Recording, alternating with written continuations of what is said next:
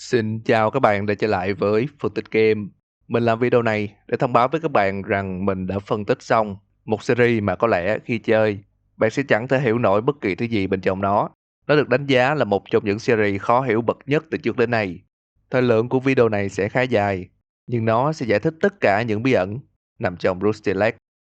Là một series game giải đố Point and Click xuất hiện lần đầu tiên vào năm 2015. Đến nay, Rusty Lake đã có đến 5 phần game với một vũ trụ rộng lớn cùng nhiều nhân vật khác nhau. Vũ trụ này liên kết với nhau thông qua 10 phần chơi khác mang tên Cube Escape. Như các bạn đã thấy, Rusty Lake là một series rất dài. Mỗi phần chơi đều khiến cho ta cảm thấy riêng biệt, nhưng tất cả các phần đều là một mảnh ghép tạo nên một bức tranh cho cốt truyện tổng thể. Mình muốn lưu ý với các bạn rằng Rusty Lake là một tựa game mang rất nhiều yếu tố ẩn dụ. Một vài hình ảnh ban đầu thì tưởng chừng vô nghĩa, nhưng tất cả đều có mục đích của nó. Theo thông tin từ chính nhà phát triển, họ đã tạo ra một danh sách sắp xếp lại trình tự các phần và khuyên người chơi nên trải nghiệm theo nó. Nên trong phần tóm tắt sau đây, chúng ta vẫn sẽ dựa theo trình tự này. Đầu tiên, chúng ta sẽ đến với Cube Escape Season. Dựa theo các thông tin mô tả, ta sẽ trong vai một nhân vật bí ẩn trải qua 4 sự kiện khác nhau trải dài từ năm 1964 đến năm 1981. Theo như cách thể hiện của trò chơi, thì có vẻ vào mùa thu năm 1971, một người phụ nữ nào đó mà trong video này ta sẽ tạm gọi là The Lady. Cô ta đã bị giết bởi một bóng đen, nhưng vào mùa xuân năm 1981, một bóng đen khác đã khởi động cỗ máy thời gian quay về quá khứ năm 1971 để ngăn chặn cái chết của The Lady. Sau đó, trong một phân cảnh, ta nhận thấy bóng đen biến thành The Lady. Hình ảnh cuối cùng mà ta thấy là The Lady đứng nhìn ra cửa sổ với dòng chữ The End đi kèm với dấu chấm hỏi.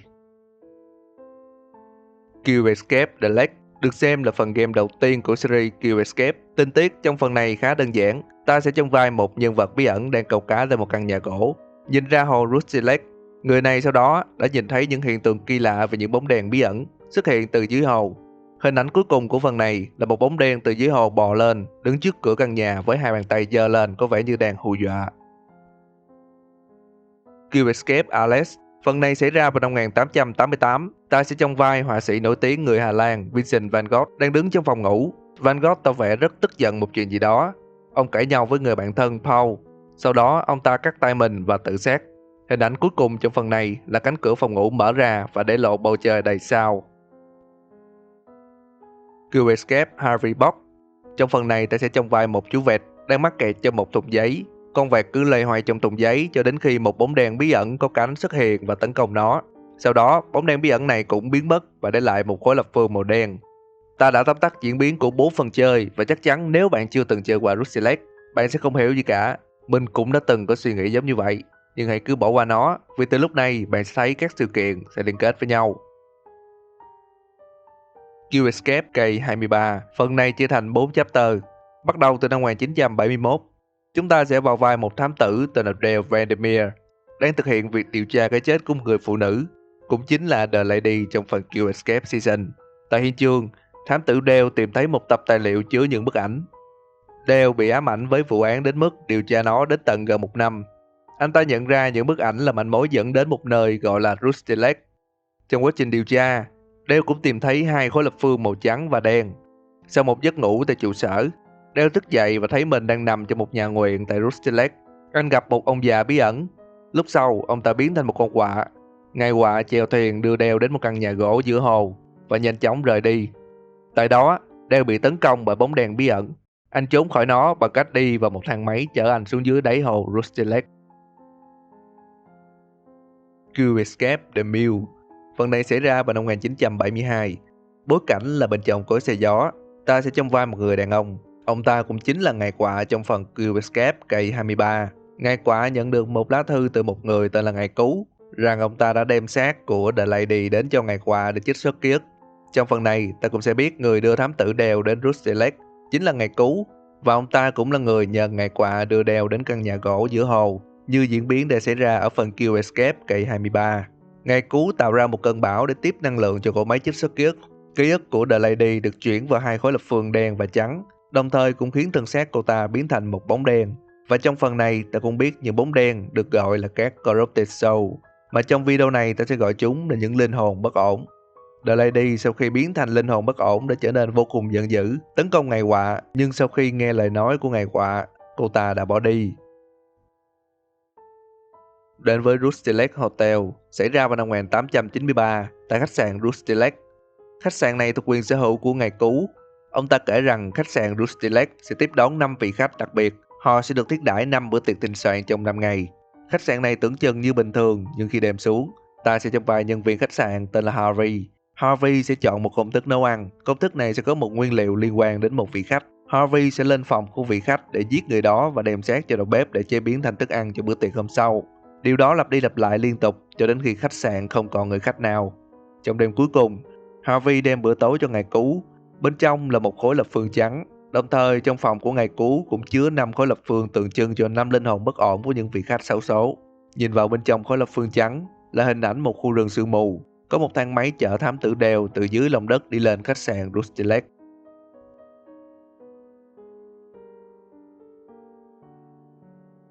Q Escape Birthday. Ta sẽ trong vai thám tử Dale. Khi đang ở trong thang máy từ dưới khu rừng sương mù đi lên, Dale nhìn thấy một khối lập phương màu đen và cho anh ta nhìn lại ký ức năm 1939. Khi Dale còn là một đứa trẻ và đang kỷ niệm sinh nhật lần thứ 9 của mình, anh nhận được thư từ ngài Cứu rằng hôm nay sẽ là ngày đen tối nhất cuộc đời anh. Ngài Cứu còn gửi cho Dale một món quà và nói rằng nó sẽ giúp cho Dale xoay chuyển tình thế. Khi đang mải mê vui vẻ giữa bữa tiệc sinh nhật thì ở bên ngoài, một người với khuôn mặt thỏ phá cửa và dùng súng bắn chết tất cả người thân của Dale. Trong lúc hoang mang, anh đã chạy ngay đến chỗ hộp quà, mở nó ra và tìm thấy một thiết bị kỳ lạ. Kích hoạt nó và Dale nhận được một khối lập phương xanh. Sử dụng khối lập phương xanh, Dale quay ngược thời gian trở về thời điểm trước khi gia đình anh bị giết.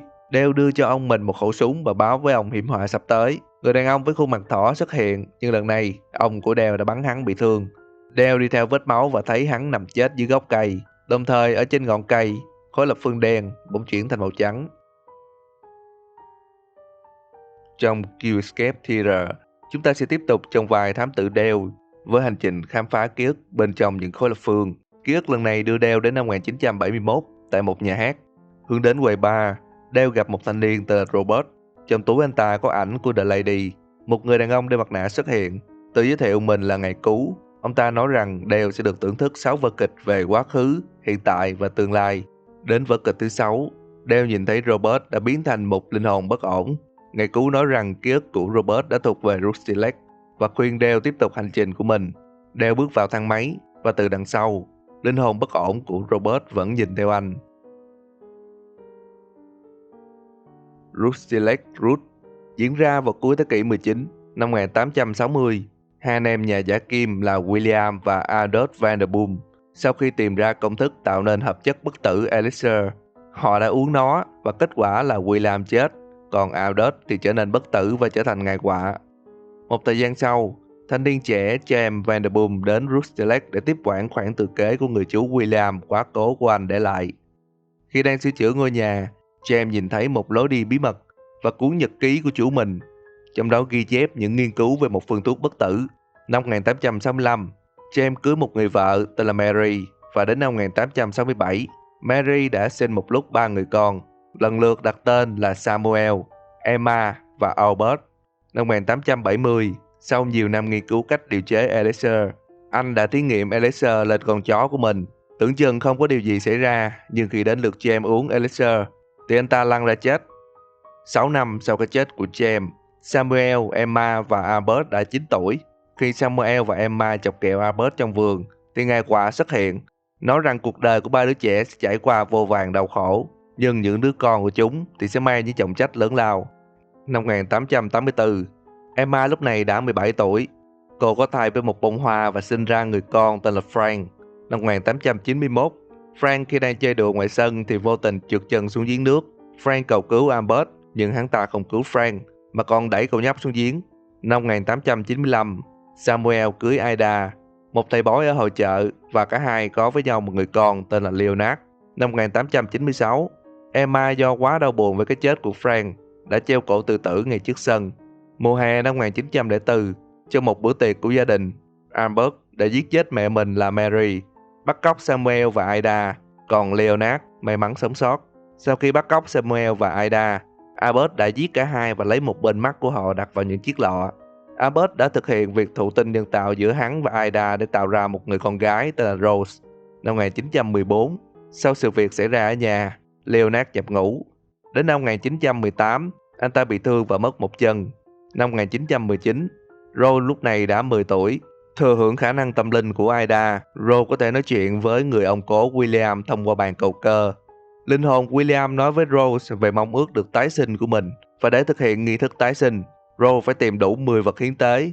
Năm 1920, Rose nhận thấy bên dưới giếng có những dấu hiệu kỳ lạ. Sau khi làm theo các dấu hiệu, cô đã tìm thấy một ông già, đó chính là Frank, vẫn sống sót sau cái lần mà Albert đã đẩy anh ta xuống giếng. Năm 1926, trong một ván cờ, Frank đã ra tay bắp cổ và giết chết Albert. Năm 1929, Leonard, sau khi đi theo chỉ dẫn của mảnh giấy, cũng đã đào trong vườn được một chiếc đồng hồ đồng. Năm 1930, Frank dựa theo lá thư cuối cùng mà mẹ anh để lại. Nó đã chỉ dẫn cho Frank tìm thấy một chiếc đồng hồ bạc trên gác xếp. Năm 1932, theo lời chỉ dẫn của linh hồn ông cố William, Rose đã đến nghĩa trang của gia đình và đào lên 6 mảnh xương của 6 ngôi mộ khác nhau. Từ đó cũng tìm ra một chiếc đồng hồ vàng. Năm 1935, Rose, Leonard và Frank mang theo 3 chiếc đồng hồ cùng với 10 vật hiến tế. Họ tụ họp với nhau tại căn phòng bí mật bên dưới ngôi nhà và thực hiện nghi thức tái sinh cho ông cố William. Sau khi nghi thức được thực hiện, thì một thời gian dài sau đó, Rose trên tay bế một đứa bé và đứng dưới hồ Rusty Lake. Đến với Q Escape the Cave xảy ra vào năm 1972. Ta trong vai Albert Vanderboom đang tiến vào bên trong một hang động tại Rusty Lake. Albert tìm thấy một cuốn sách viết về lịch sử của những sự kiện đã xảy ra tại Rusty Lake. Từ cuốn sách này ta cũng biết được The Lady tên thật là Laura Vanderboom. Trong hang động, Albert sử dụng ADN từ cơ thể con chó bất tử của nhà Vanderboom và tạo nên hợp chất Elixir. Tại đó, Albert cũng được gặp một người đàn ông mặc đồ lặn mà trong phần chơi sau, ta biết đó chính là Ngài Cứu. Ngài Cứu nói với Albert rằng cuộc hành trình của thám tử Dale Vandermeer sắp bắt đầu. Ngài Cứu yêu cầu Albert thu thập các ký ức vì họ sẽ cần chúng trong tương lai để tạo ra một loại Elixir đầy đủ. Dựa theo hướng dẫn của Ngài Cứu, Albert sử dụng tàu ngầm để đi xuống đáy hồ Rusty Lake. Trong quá trình đó, Albert cũng bị những linh hồn bất ổn dưới đáy hồ tấn công. Khi Albert xuống được đáy hồ và tiến vào một căn phòng trắng, ở đó có một cỗ máy liên kết trí não của thám tử Dale và linh hồn bất ổn của Laura Vanderboom. Albert kết hợp 3 khối lập phương lại với nhau và tạo ra khối lập phương vàng. Khối lập phương này sau đó được trao cho thám tử Dale. Anh ta bước vào một thang máy và đi lên mặt hồ. Rusty Lake Paradise xảy ra vào năm 1796.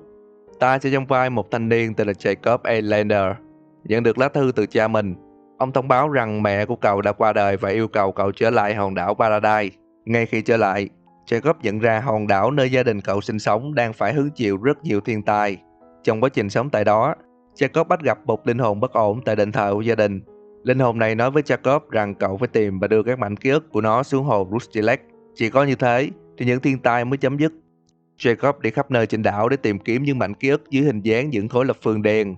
Cũng từ đó, Jacob biết rằng linh hồn bất ổn mà cậu gặp chính là Caroline A. Lander.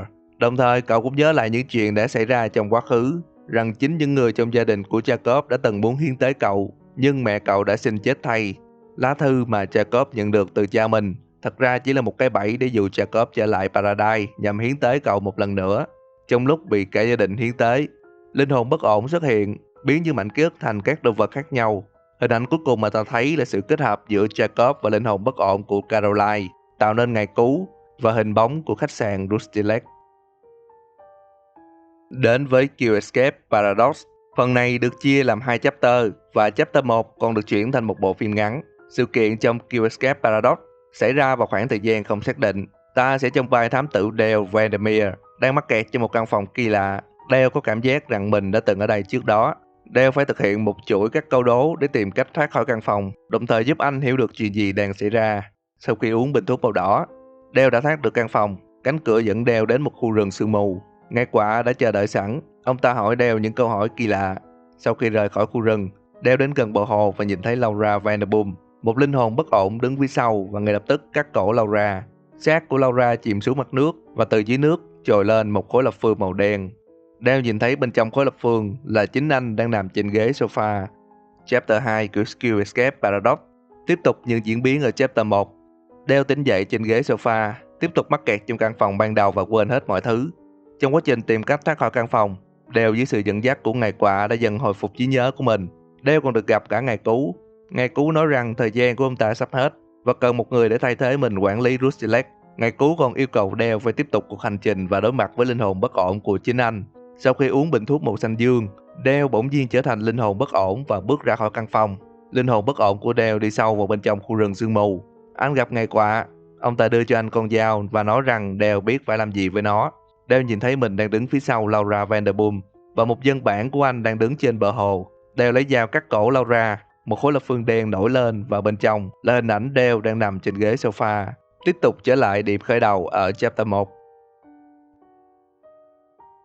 The White Door diễn ra vào năm 1972. Chúng ta trong vai của Robert Hill, tỉnh dậy trong một cơ sở trị liệu tâm lý The White Door.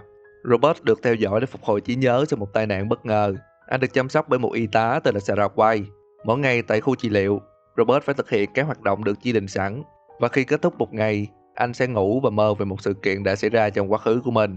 Ngày đầu tiên, Robert mơ về lúc anh chia tay với cô bạn gái Laura. Ngày thứ ba, Robert mơ về lúc anh nhận được thông báo trên truyền hình rằng Laura bị giết. Sau đó, người hàng xóm, cũng chính là cô y tá Sarah White, đã tặng cho Robert một cái cây để chia buồn cùng anh, đồng thời đưa cho anh danh thiếp của cơ sở trị liệu tâm lý The White Door.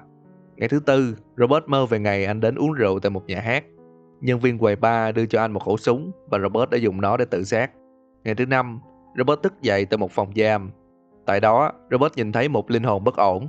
Khi chạm vào nó thì cả hai thay đổi vị trí cho nhau và anh vô tình trở thành linh hồn bất ổn. Robert lên giường ngủ và mơ thấy mình đang đứng trong một câu lạc bộ. Tại đó, anh gặp lại Laura, nhưng chỉ được một chút thì cô đã biến mất. Ngày thứ sáu, Robert thức dậy tại cơ sở. Một bác sĩ mặc áo bảo hộ đi vào kiểm tra Robert. Anh thực hiện các hoạt động bình thường và đi ngủ.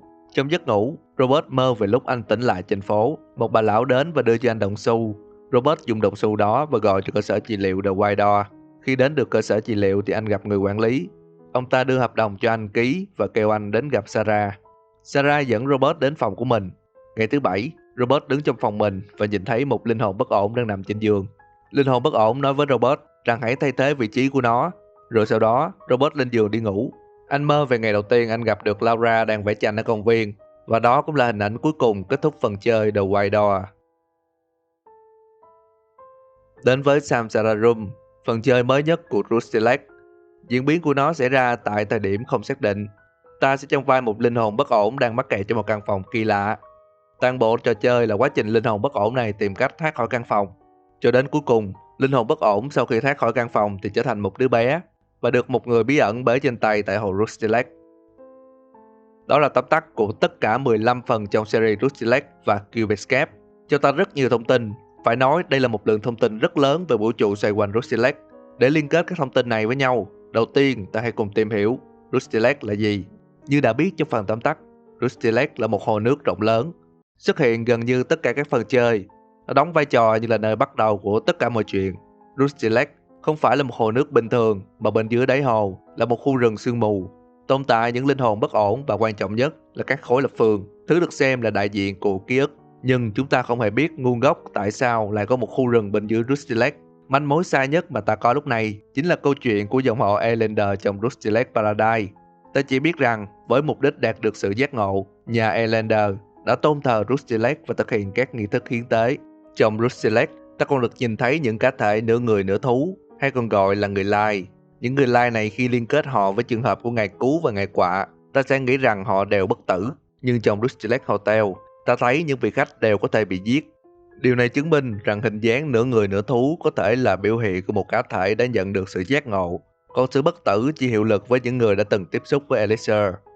Đề cập đến sự giác ngộ thì rất khó có thể giải thích cụ thể rằng sự giác ngộ đó là gì. Nhưng trong Rustilex, sự giác ngộ là một trong 6 chu kỳ của vòng tròn luân hồi. Sự giác ngộ là trạng thái ở giữa con người và người lai, nên có thể hiểu cơ bản là trạng thái con người khi đạt được trạng thái giác ngộ thì họ sẽ có thể chuyển thành trạng thái người lai. Người lai khi chết đi trở thành linh hồn bất ổn, ký ức của họ sẽ thuộc về hồ Rustilex và linh hồn sẽ chuyển sinh thành thú vật liên tục cho đến khi có thể trở thành con người. Bây giờ hãy phân tích về các khối lập phương. Trong Rustilex, cho đến hiện tại ta đã tiếp cận được 4 loại khối lập phương. Khối lập phương trắng là đại diện cho ký ức tích cực, còn khối lập phương đen là đại diện cho ký ức tiêu cực. Có một điểm đặc biệt là khi tách ký ức ra khỏi thân xác, nếu không cẩn thận, thân xác sẽ trở thành linh hồn bất ổn. Loại thứ ba là khối lập phương xanh.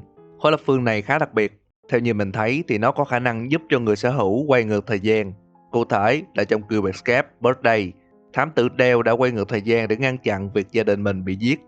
Cuối cùng là khối lập phương vàng, được tạo bằng cách kết hợp cả ba khối lập phương ở trên lại với nhau.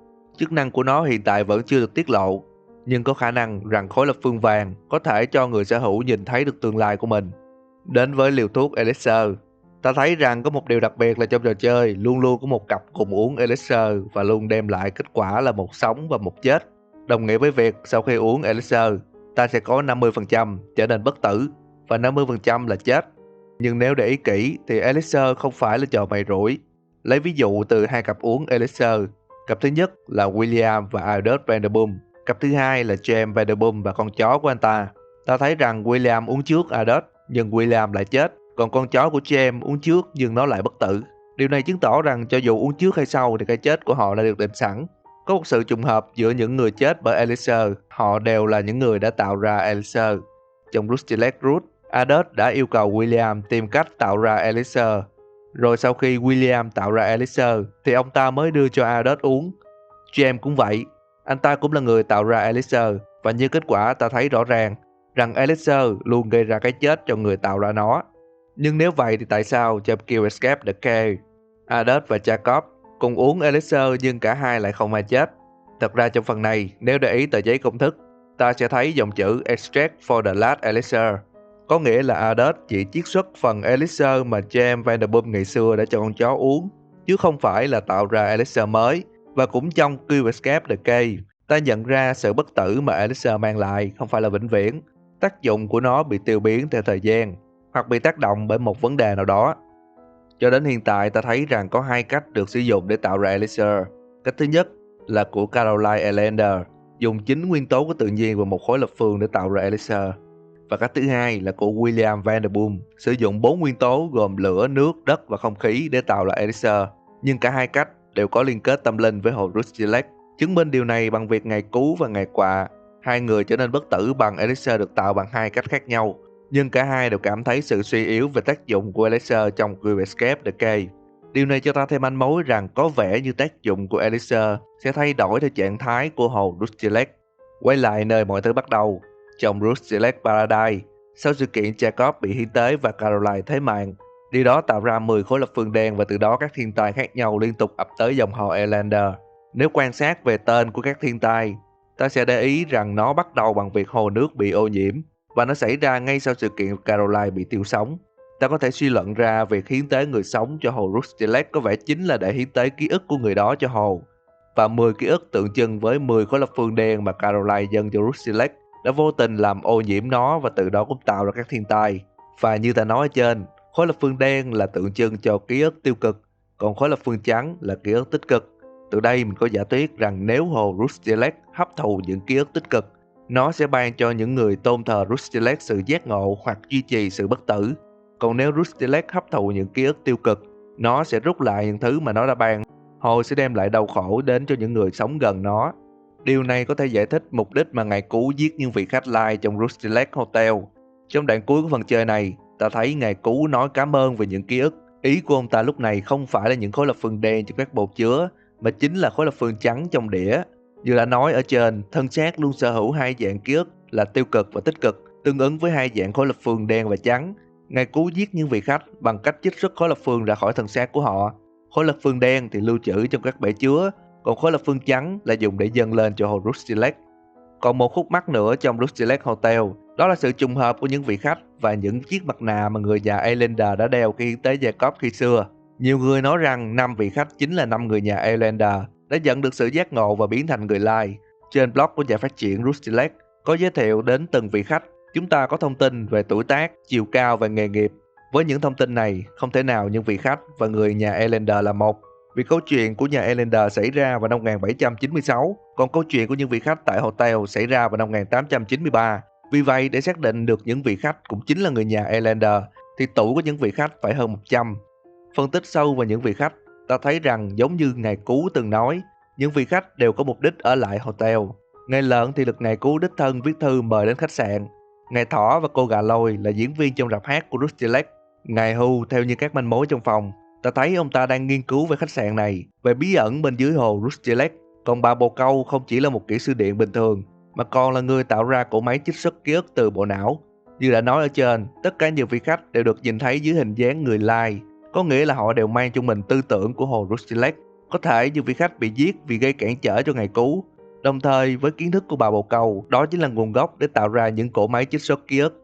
Có một tình tiết bí mật trong Rustilex Hotel được bảo khóa trong vật Q Escape Birthday, thì sau sự kiện ngày cứu nhờ Harvey giết các vị khách và trích xuất ký ức của họ vào trong những bể chứa, thì một sự cố đã xảy ra khiến những linh hồn thoát ra ngoài.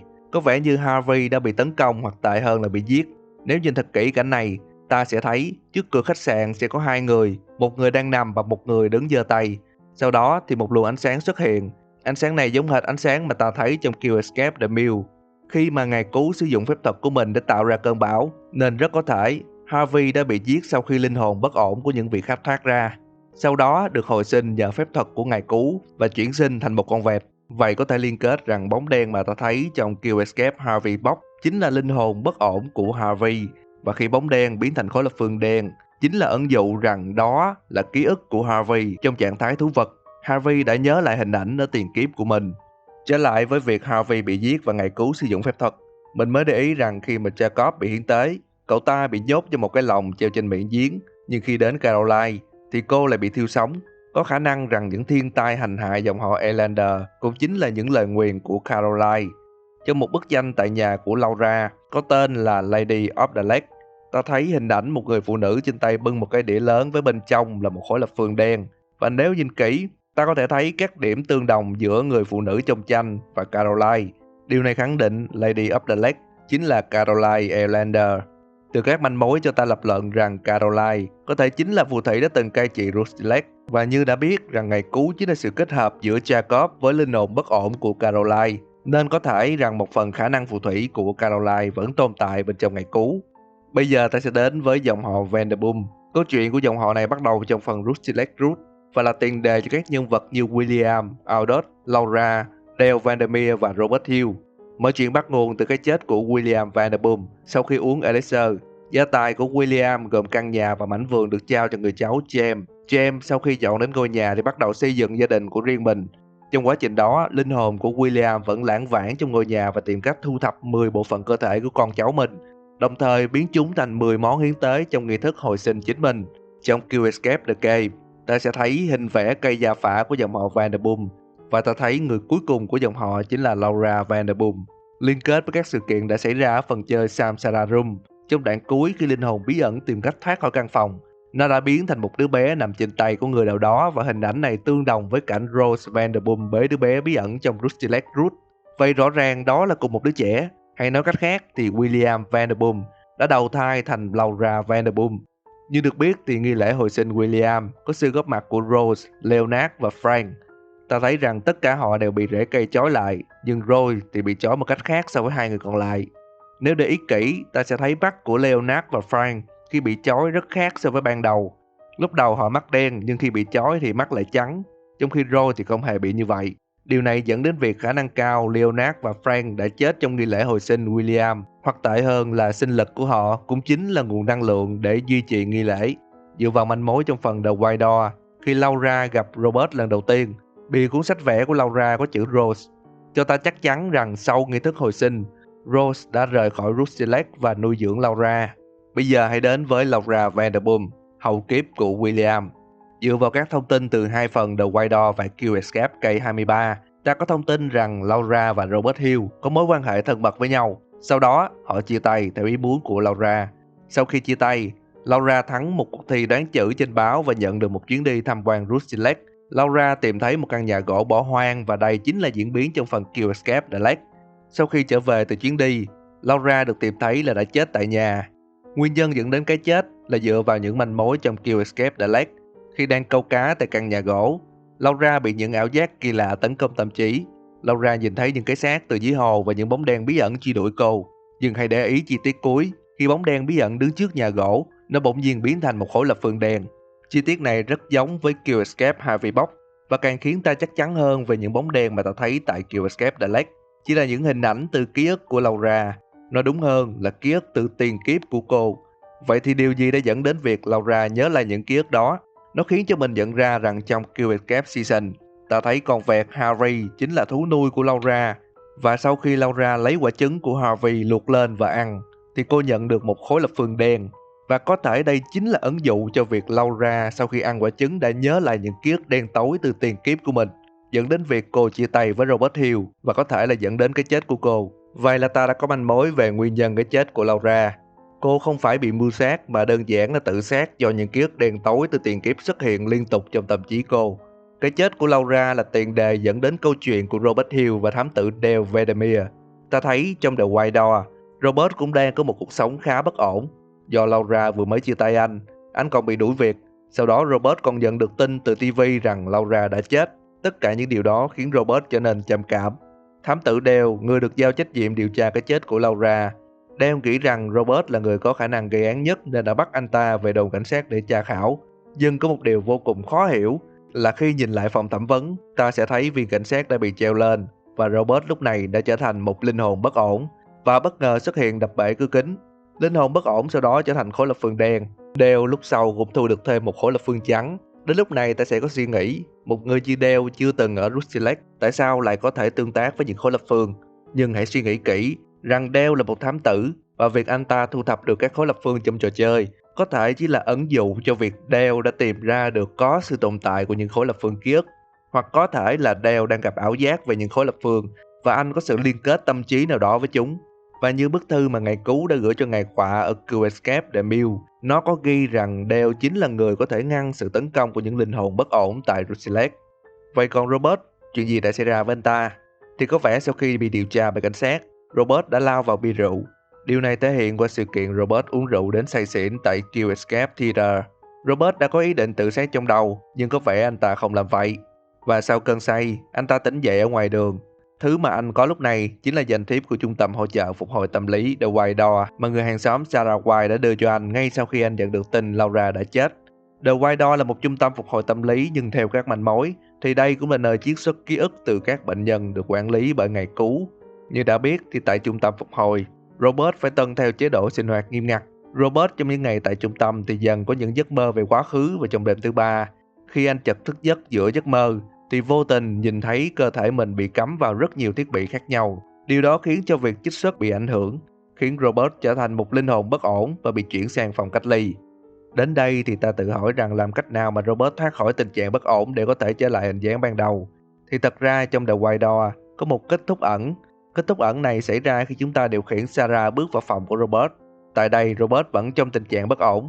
Sarah bỏ qua lệnh của ngài cứu, truy cập vào thiết bị trích xuất ký ức, đồng thời xóa hình ảnh về Laura trong ký ức của Robert. Nếu như suy nghĩ kỹ thì Laura chính là chi tiết khiến cho Robert trầm cảm, và việc xóa đi ký ức về Laura cũng sẽ giúp cho tình trạng tâm lý của Robert phục hồi. Nhưng tại sao ngài cứu lại không muốn điều đó xảy ra?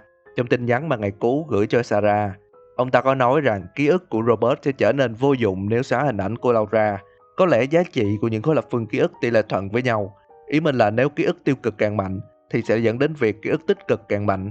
Cụ thể ở đây là Robert, anh ấy trầm cảm sau khi chia tay với Laura. Điều đó chứng tỏ rằng họ đã từng có những ký ức rất đẹp với nhau. Điều đó khiến cho hình ảnh của Laura trở nên vô cùng ảnh hưởng trong ký ức của Robert và cũng đồng thời gia tăng giá trị của nó. Trở lại với câu chuyện của thám tử Dale. Sau khi được ngài cứu đưa đến Rusty Lake thì cùng lúc đó xác của Laura đã được ngài cứu gửi cho ngài Quạ để trích xuất ký ức thành hai khối lập phương đen và trắng. Dale sau đó được ngài Quạ dẫn đến căn nhà gỗ. Tại đây anh đã tìm thấy một thang máy bỏ hoang. Dale khởi động nó và đi xuống dưới đáy hồ Rusty Lake. Trong Escape the Cave Chapter 1, ta thấy rằng có những cảnh ngài cứu mặc đồ lặn giúp đỡ Dale vượt qua những linh hồn bất ổn, và trong Chapter 2, ngài Quạ cũng sử dụng tàu ngầm để đi xuống dưới đáy hồ, và điều thú vị là dưới đáy hồ tồn tại một căn phòng màu trắng. Căn phòng này là chi tiết vô lý nhất trong toàn bộ trò chơi. Nó khiến ta phải suy nghĩ rằng thật sự có một căn phòng màu trắng bên dưới đáy hồ, hay đây chỉ là một yếu tố ẩn dụ. Trong Rusty Lake Paradise, khi Jacob lặn xuống hồ, ta thấy rằng dưới đáy hồ có một khối hình vuông rất lớn, và đó chính là căn phòng trắng. Dựa theo tình tiết ngài Quạ phải đi tàu ngầm xuống dưới căn phòng này thì có vẻ thật sự bên dưới Rusty Lake có một căn phòng. Bên trong căn phòng trắng có một cỗ máy liên kết tâm trí của Dale và Laura lại với nhau và kết hợp chúng thành một khối lập phương màu vàng. Trong phần Escape Paradox Chapter 2, có một ending ẩn cho ta cảnh Dale tìm được khối lập phương vàng và đi vào thang máy. Điều này giải thích cho ta rằng toàn bộ phần chơi Escape Paradox đều xảy ra trong tâm trí của Dale khi đang kết nối với cỗ máy kỳ lạ tại căn phòng trắng. Tiếp tục hành trình của Dale, ta biết khi Dale ở trong thang máy, anh ta đã sống lại quá khứ của mình. Điều này diễn ra trong Kill Escape Birthday và Kill Escape Theater. Điều đặc biệt là trong Birthday, Dale đã thay đổi ký ức của mình. Anh đã dùng khối lập phương xanh, quay ngược thời gian và ngăn chặn việc cả gia đình mình bị giết. Đồng thời ở cuối phần chơi, ta sẽ thấy khối lập phương đen chuyển thành màu trắng. Điều này cho ta hiểu rằng khối lập phương xanh có khả năng thay đổi khối lập phương đen và trắng. Dựa theo điều mà ngài Cứu nói thì Dale chính là người có thể ngăn chặn những linh hồn bất ổn. Dale là người có thể thanh lọc ký ức dưới hồ Rusty Lake, mà như ta nói ở trên, sự tinh khiết của Rusty Lake chính là thứ duy trì sự bất tử cho ngài Cứu. Còn một điểm đáng chú ý nữa là khi Dale lần đầu bước vào thang máy xuống hồ là phần 4 của Kill Escape K23 xảy ra vào năm 1972, và hình ảnh Dale từ hồ đi thang máy lên là trong Rusty Lake Hotel là vào năm 1893. Nói cách khác là Dale đã quay ngược thời gian gần 100 năm. Ta thấy khoảng thời gian mà Dale từ dưới hồ đi lên cũng rơi vào đúng sự kiện những linh hồn bất ổn thoát khỏi bể chứa của ngài Cứu. Có khả năng rằng ngài Cứu đã dẫn dắt Dale đến đúng khoảng thời gian này để ngăn chặn việc những linh hồn trốn thoát. Nhưng đó chỉ là suy đoán, vì chúng ta không còn bất kỳ manh mối nào để tiếp diễn sự kiện sau khi Dale từ thang máy lên khách sạn Rusty Lake. Bây giờ hãy quay lại với Laura. Thì trong Kill Escape Season, ta thấy rằng Laura sau khi tự sát năm 1971 và bị trích xuất ký ức vào năm 1972, cô trở thành một linh hồn bất ổn. Cho đến tận năm 1981, linh hồn bất ổn của Laura trở về ngôi nhà cũ. Bằng một cách nào đó, cô đã sở hữu khối lập phương xanh, kết hợp với một thiết bị khiến Laura có thể quay ngược thời gian. Laura trở lại thời điểm trước khi cô tự sát và có vẻ như cô sẽ ngăn cái chết của chính mình. Nhưng nếu Laura ngăn cái chết của chính mình thì sẽ dẫn đến việc Laura không chết, và điều đó sẽ thay đổi mọi thứ. Robert sẽ không bị trầm cảm, thám tử Dale sẽ không điều tra cái chết của Laura. Có thể nói nếu thật sự điều đó xảy ra, Rusty Lake sẽ có thể thay đổi lại toàn bộ các sự kiện đã xảy ra trong năm 1971 trở đi. Điều này cũng cho ta hiểu về cách thức hoạt động của việc quay ngược thời gian trong Rusty Lake, rằng khi có ai dùng khối lập phương xanh quay ngược thời gian, người đó sẽ có thể sống lại quá khứ của chính mình và sẽ ngăn chặn được những điều xấu xảy ra. Dòng thời gian trong Rusty Lake không phải là một đường thẳng luôn tiến lên, mà nó có thể thay đổi và làm mới lại bất kỳ thời điểm nào trong quá khứ. Những sự kiện đã xảy ra đều phải tuân theo nguyên tắc của những sự kiện trước đó. Vậy rất có thể chính Dale, sau khi quay ngược thời gian từ năm 1971 đến năm 1893, anh ta đã ra khỏi thang máy, tạo ra sự kiện mới và trở thành người kế vị ngài Cứu. Điều này khiến tình tiết trong Kill Escape Theater trở nên dễ hiểu. Khi ngài Cứu đeo mặt nạ khuôn mặt của Dale, chính là muốn ám chỉ rằng Dale sẽ là người sẽ thay thế ông ta trong tương lai. Bổ sung một chút là có một phần chơi mà mình chưa phân tích đến, đó chính là Kill Escape Alex. Phần này nói về khoảng thời gian của danh họa Vincent van Gogh khi ông còn đang mang trong mình căn bệnh trầm cảm. Và đó cũng là lý do dẫn đến việc Van Gogh cắt tay, và tệ hơn là ông ta muốn tự sát. Nhưng có vẻ lần tự sát đó không thành công, tạo ra một khối lập phương trắng. Còn việc vẽ tranh thì có vẻ như nó khiến cho Van Gogh càng ngày càng lấn sâu và trầm cảm hơn. Vì thế mà việc vẽ tranh tạo ra khối lập phương đen. Trong tình tiết mở cửa và nhìn thấy bầu trời đầy sao, có vẻ như đây chính là chi tiết ẩn dụ nhằm khiến ta hiểu rằng Van Gogh đã sử dụng tất cả những ký ức của mình, cả tốt và xấu, để gửi gắm vào những bức tranh và có thể là cả nền móng cho sự xuất hiện của những tác phẩm nổi tiếng của ông. Cơ bản, phía trên là tất cả những chi tiết và các manh mối mình có thể liên kết và phân tích một cách hợp lý.